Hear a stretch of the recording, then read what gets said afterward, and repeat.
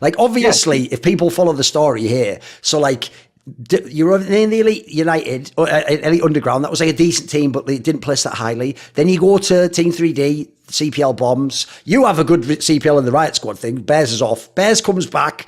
Tech's looking awesome. The story's always that it's looking awesome right before the CPL. He goes to CPL, they bomb again. Right? This is where the infamous De Beers curse was spawned, because everyone was like, dude, the only connecting factor here is De Beers. Like, any team he's in, just, it doesn't matter. And here's the key thing.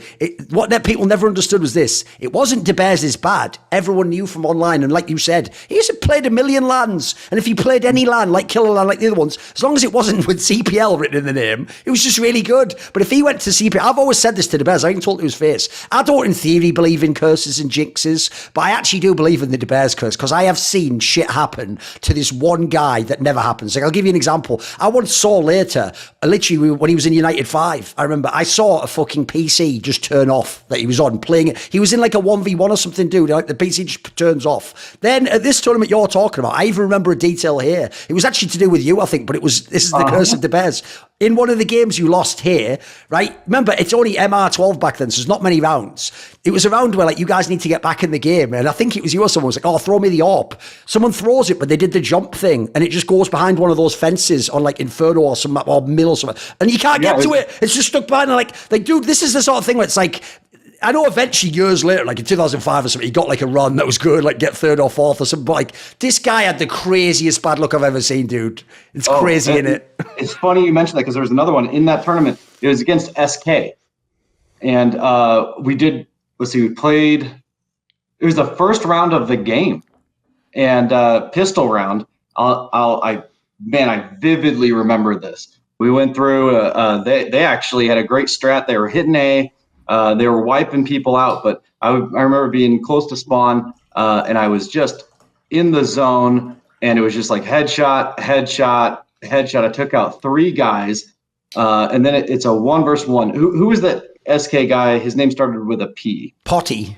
Legendary clutch player. Legendary. And it was me versus him, and it turned out he had like 8 health, right? So I go over to fake defuse the bomb, and somehow mouse 3 got pressed, and it alt-tabbed me out of Counter-Strike. Okay. And I was looking right where he was. I knew where he was. He had to make sure. I was going to kill him. Boom. All of a sudden, my screen goes blank. All 4 guys on my team look, and everybody just is astonished, like, what the hell just happened here? And all of a sudden you hear them screaming as they won pistol round. And I was like, oh man. So we gave up 3 rounds because I got alt-tabbed. That's the De Beers curse. Because the thing is, it's one of those ones where, like, at first you want to go, of course, it's just silly. That was an accident. But like, the joke is, by the end, even he believed it, didn't he? Even he was like, yeah, I guess I'm cursed. I felt terrible for him. He is so talented. Oh, he was so mega talented. Yeah. As a result, the sad thing is he's probably an underrated player. For sure. U5. Boy, you jogged a memory. I was in U5 for a little bit with Moses and Hare and De Beers, but I don't remember doing much. I don't know if we did many tournaments or anything. I know we played online, but that was another good group. I see Moses. Is he a commentator now, or? Yeah, he's massive, mate. He was like an analyst, a commentator. He's like one of the household people. Because the key thing, you know this about Moses, he's one of the most amiable people you ever meet in your life. His brother could be a bit harsh, but he's just like the ultimate like guy to have around in a group of people. You know, he's just a cool guy, isn't he? Oh, absolutely, man! What a great! Oh, wow.